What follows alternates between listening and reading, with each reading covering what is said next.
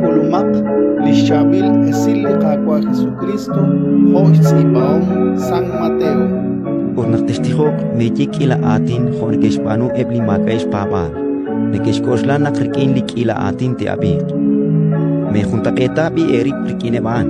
Panaklejukwa aknashnaw lik arum nikerahrum chitoh mahin niketsamachiru. Hokain naktestihok laish. At fatjukwa likwankatsatusha santo presimbil tashaklakaba. Chichalak talani makwal akwa bejio chi ushta la akwahum arin sa chichoch hosa chosha. Chaketa keo ni kakwa rerahlalkutan. Ut chakuy chasat talikamak holaush kakuye shmak lishe makok chikuk. Ut muakanap tachit aneksali alek choakol panchiruli maus. Kuilaish ni kikuye shmak leras eritzin le choshil chikwa tishkuy tisachak kuyemak. Kuyutinkan kikuye shmak leras eritzin chimukole chikwa tishkuy tisach emak. Ratin likakwa